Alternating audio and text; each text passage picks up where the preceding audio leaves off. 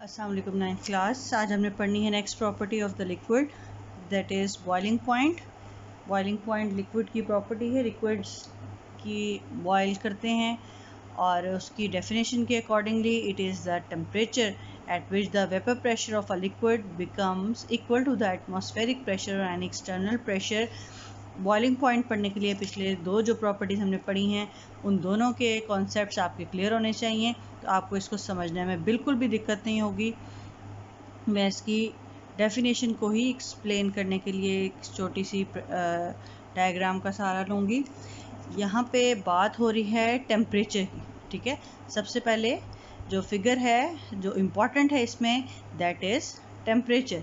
कि boiling point is the temperature when the vapour pressure of a liquid. अब एक container जिसमें liquid मौजूद है, ठीक है, उसमें आपको पता है हर टाइम पे इवेपोरेशन हो रही है, उसके मॉलिक्यूल्स उसकी सरफेस से इस्केप कर रहे हैं और इवेपोरेट कर हो रहे हैं, ठीक है। और उस इवेपोरेशन की वजह से जो वहाँ पे मौजूद उसका वेपर्स हैं वो उसी लिक्विड के ऊपर प्रेशर भी एग्जर्ट कर रहे हैं, जिसको हमने पिछले टॉपिक में क्या कहा था, vapour pressure. So it is the temperature at which the vapour pressure of liquid, इन्हीं वेपर्स का प्रेशर इसी लिक्विड के ऊपर जो है वो इक्वल हो जाता है, बराबर हो जाता है उस प्रेशर के जो कि इस सारे कंटेनर के ऊपर है, एक्सटर्नल प्रेशर या एटमॉस्फेरिक प्रेशर, ठीक है। उसके बराबर जैसे इक्वल होता है तो ये जो लिक्विड है यहाँ पे बॉयल करने लग जाता है। इसके अंदर बबलिंग, बज़ाहिर हमें छोटे छोटे बबलिंग होती हुई नज़र आती है, और वो बबलिंग पॉइंट को हम कहते हैं कि जी चीज़, ये लिक्विड, ये पानी, ये बॉयल हो रहा है, ठीक है। तो क्योंकि इम्पॉर्टेंट है टेम्परेचर, और बॉइलिंग, किसी भी चीज़ की बॉइलिंग के लिए हम टेम्परेचर को इंक्रीज़ करते हैं, तो टेम्परेचर को शो करने के लिए यहाँ अगर हम एक लैंप बना लें, ठीक है, जो कि शो कर रहा है इसके टेम्परेचर के इंक्रीज़ करने के फैक्टर को, तो होता क्या है कि यहाँ पे इसकी जो हीट है, लैंप की हीट जो है वो ट्रांसफ़र होती है डायरेक्टली पॉट से इन लिक्विड के मॉलिक्यूल्स को, और वो लिक्विड के मॉलिक्यूल जो ऑलरेडी काइनेटिक एनर्जी से मूव कर रहे होते हैं, उनकी मूवमेंट जो है वो फास्ट हो जाती है। उनकी मूवमेंट फास्ट होने की वजह से वो तेज़ तेज़ सरफेस पे पहुंचना शुरू होते हैं, जहां से उनके इवेपोरेट होने का चांस जो है वो मज़ीद बढ़ जाता है। और उनके इवेपोरेट होने की वजह से वहाँ पे जो मौजूद वेपर्स हैं वो तेज़ तेज़, इससे पहले कि वो अपने सराउंडिंग में इस्केप कर जाएं, गायब हो जाएं वहाँ से, तो उससे पहले वहाँ इतने ज़्यादा वेपर्स बन चुके होते हैं जो कि इस लिक्विड के ऊपर प्रेशर एग्जर्ट कर रहे होते हैं, ठीक है। इस लिक्विड के ऊपर प्रेशर एग्जर्ट करने वाले मॉलिक्यूल्स की तादाद जैसे ही बढ़ती है, तो क्या होता है कि अगर उसका जो प्रेशर है वो बराबर हो जाए किसके, एटमॉस्फेरिक प्रेशर के, 180 m, that was equal to 760 mm of Hg, तो उस पॉइंट को हम कहते हैं कि वो है इसका बॉइलिंग पॉइंट।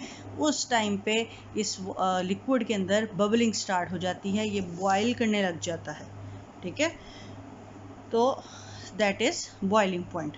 अच्छा, अब इसको एक्सप्लेन करें, अगर हम अपने पिछले टॉपिक से रिलेट करें, तो वहाँ पे आपको ये टेबल मैंने दिखाया था और आपको यहाँ बताया था कि जब आप वेपर प्रेशर पढ़ रहे थे कि जब टेम्परेचर जो है वाटर का आप इंक्रीज़ कर रहे हैं और 100 तक इंक्रीज़ कर रहे हैं, तो उसका वेपर प्रेशर हो गया था 760 mm ऑफ Hg।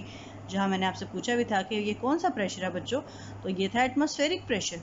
तो जब एटमॉस्फेरिक प्रेशर के इक्वल होता है आपका वेपर प्रेशर, तो उस टेम्परेचर को आज इम्पॉर्टेंट कौन है, आज वो टेम्परेचर है। नेक्स्ट आपके जो इससे पहले एक टॉपिक था उसमें इम्पॉर्टेंट था वेपर प्रेशर, ठीक है, तब इसलिए ये बात मैंने आपको नहीं बताई थी। आज इम्पॉर्टेंट है वो टेम्परेचर, और उस टेम्परेचर को हम क्या कह रहे हैं, that is boiling point of water, ठीक है। तो ये अगर आपका पिछला कॉन्सेप्ट क्लियर है तो आज के कॉन्सेप्ट को समझने में कोई दिक्कत नहीं होगी आपको, ठीक है जी।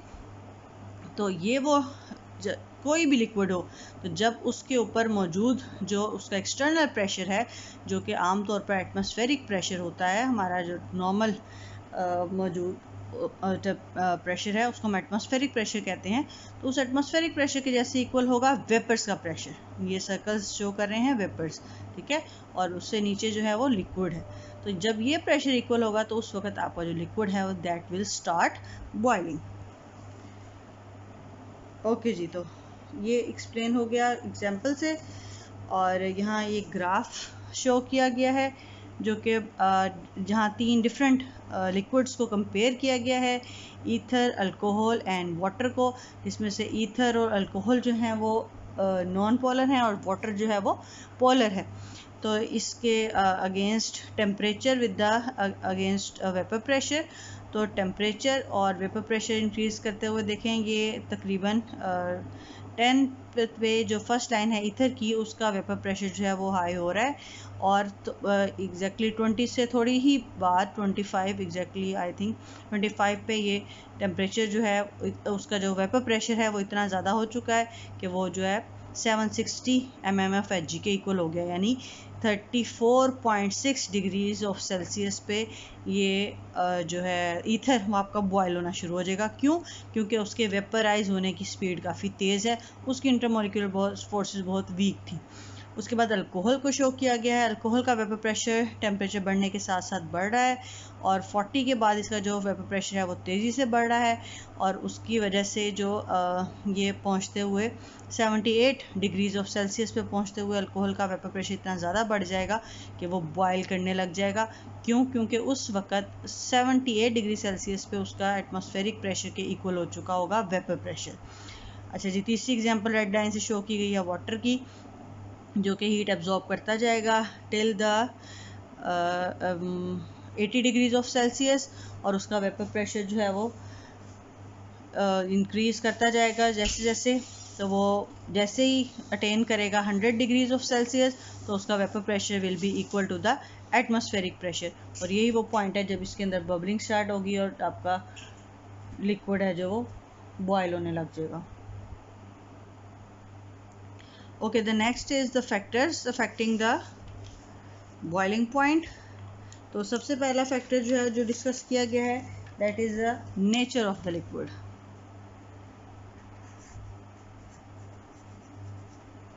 तो नेचर हमने जैसे पिछले टॉपिक में पढ़ी थी, 2 तरह की नेचर है लिक्विड्स की, या तो लिक्विड्स पोलर हैं या फिर नॉन पोलर हैं, ठीक है जी। तो आप बॉइलिंग पॉइंट के इफेक्ट से देख लें कि जो पोलर मॉलिक्यूल्स हैं उनके बारे में हमने पढ़ा था कि उनके दरमियान में इंटरमॉलिक्यूलर फोर्सेस भी हैं, लिहाजा उनके जो बॉइलिंग पॉइंट्स हैं वो हाई हैं, high boiling points of the polar liquids, ठीक है। फॉर एग्जांपल वाटर H2O, जिसका बॉइलिंग पॉइंट अभी आपने देखा 100 डिग्रीज ऑफ सेल्सियस है, ठीक है, क्योंकि उसके वेपर प्रेशर को अटेन करने में इतनी ज़्यादा हीट रिक्वायर हुई है, ओके। और जो नॉन पोलर लिक्विड्स हैं उनका जो है वो as compare to the polar liquids less होता है बॉइलिंग पॉइंट। फॉर एग्जांपल आपने देखा अभी अल्कोहल को, अल्कोहल जो कि बॉयल हुआ है 78 डिग्रीज ऑफ सेल्सियस पे, क्योंकि उसके दरमियान ऐसा इंटरमॉलिक्यूलर फोर्सेस भी नहीं थी, ठीक है, और यही इंटरमॉलिक्यूलर फोर्सेस ही हमारा नेक्स्ट जो है वो फैक्टर है।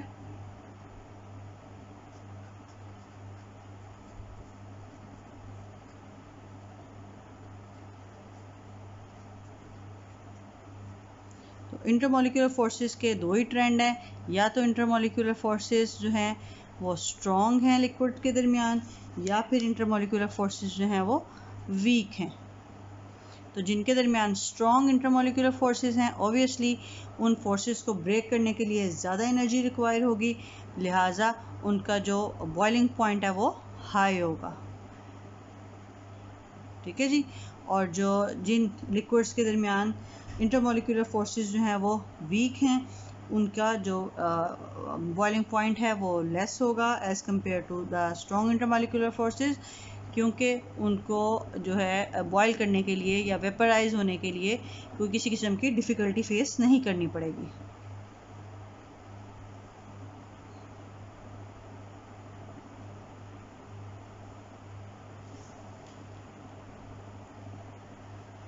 अच्छा जी, तीसरा आपका फैक्टर जो है दैट इज़ एक्सटर्नल प्रेशर।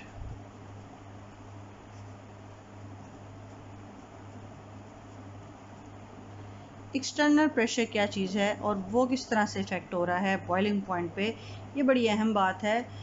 आपने अगर कभी विज़िट किया हो हिली एरियाज़ का तो वहाँ पे ये चीज़ बड़ी कॉमन है कि चीज़ें वहाँ जल्दी गलती नहीं हैं, पकती नहीं हैं, बहुत ज़्यादा टाइम लगता है दालों के गलने में, गोश्त के गलने में। और ऐसा क्यों है वहाँ पे?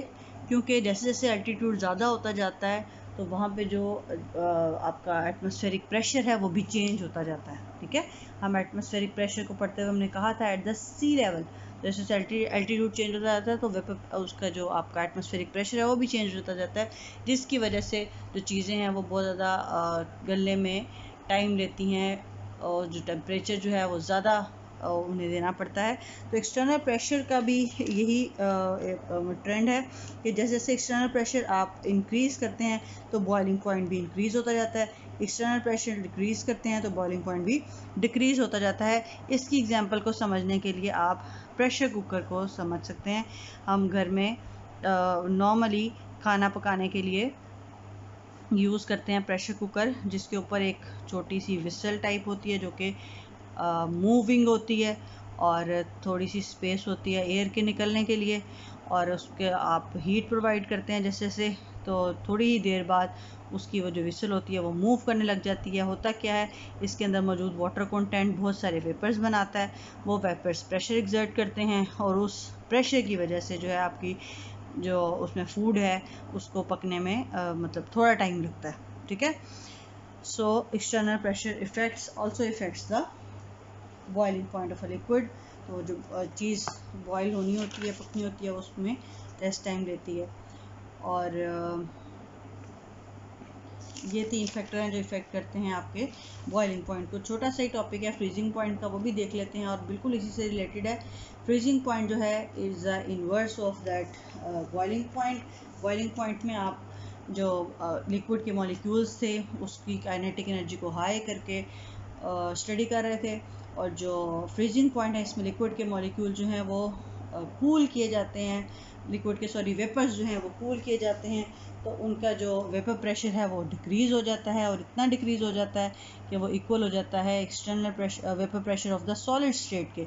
तो ऐसी स्टेट पे जो लिक्विड है वो सॉलिड में कन्वर्ट होना शुरू हो जाता है, जिसे हम कहते हैं फ्रीजिंग पॉइंट। इसकी आसानी से आप समझ सकते हैं एग्जांपल, आइस की एग्जांपल से। आप गर्मियों में पानी से बर्फ़ बनाएंगे और फिर उससे बाद में पानी ठंडा करेंगे, तो वो पानी जो है वो बर्फ़ में कैसे कन्वर्ट होता है कि जब आप उसको फ्रीज़र में रखते हैं तो जो उसका नेचुरली अकरिंग इवेपोरेशन है वो इवेपोरेशन जो है रिड्यूस हो जाता है, कम हो जाता है।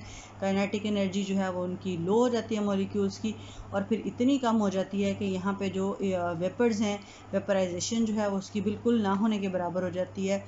तो उस वक़्त जो है आपका जो लिक्विड है, पानी है, वो वापस सॉलिड स्टेट में जाना शुरू हो जाता है, जिसको हम कहते हैं आइस बन गई है। ठीक है, तो वो 12 मिनट में आइस बनने के प्रोसीजर में जो फैक्टर है वो उसका टेम्परेचर है। तो फ्रीजिंग पॉइंट भी एग्जैक्टली बॉइलिंग पॉइंट की तरह टेम्परेचर फिनोमेना है। Okay,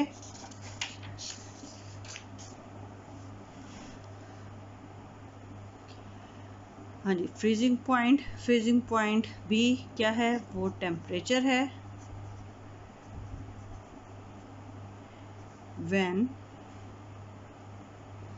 liquid and solid, third state enter हो गई है।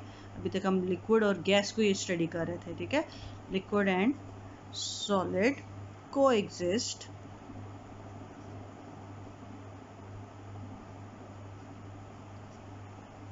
इन डायनामिक इक्विलिब्रियम। डायनामिक इक्विलिब्रियम को इससे पहले हम एक्सप्लेन कर चुके हैं।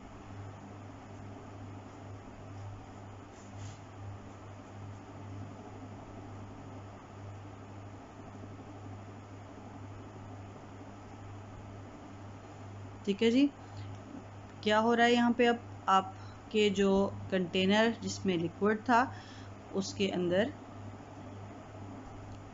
इवेपोरेशन हो रही थी, ठीक है। और उस इवेपोरेशन के प्रोसीजर को जो है वो टेम्परेचर से रिलेट किया था हमने कहा था कि जैसे टेम्परेचर कम होगा इवेपोरेशन भी लो होगी। तो जब आप किसी लिक्विड को ठंडा कर रहे हैं, उसका टेम्परेचर डिक्रीज़ कर रहे हैं, लो कर रहे हैं, तो ऐसी स्टेज भी आएगी जब उसका जो वेपर प्रेशर है, जो इवेपोरेशन है वो बहुत ज़्यादा डिक्रीज़ हो चुकी होगी और जो वेपर प्रेशर है वो भी कम होगा। और वेपर प्रेशर कम होते होते इतना कम हो जाएगा कि वो इक्वल होगा उसी के सॉलिड स्टेट के प्रेशर के। तो वहाँ पे जो अब सॉलिड है उसकी लेयर बनना शुरू हो जाएगी लिक्विड के ऊपर की तरफ, ठीक है। और वो सॉलिड स्टेट जो है अब आहिस्ता आहिस्ता से बढ़ती जाएगी और इस एक पॉइंट ऐसा आएगा कि जब सारे का सारा लिक्विड जो है वो सॉलिड स्टेट में कन्वर्ट हो चुका होगा। इसकी आप अगर एग्जांपल लेना चाहें तो जो आप वाटर की, आपको पता है आप बर्फ़ जमाते हैं तो वो क्या टेम्परेचर होता है, वो 0 डिग्रीज ऑफ सेल्सियस होता है, जिसे आप कहते हैं फ्रीजिंग पॉइंट ऑफ वाटर।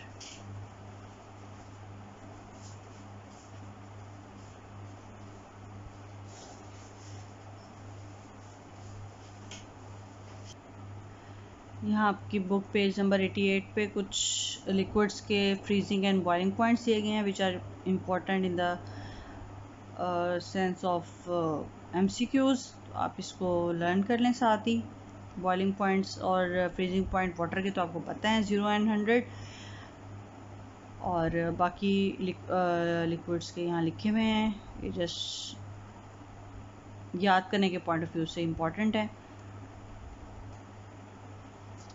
सो साथ साथ इसको लर्न करते जाएं, इम्पॉर्टेंट चीज़ें मार्क करते जाएं। Best of luck, thank you, अल्लाह हाफिज़।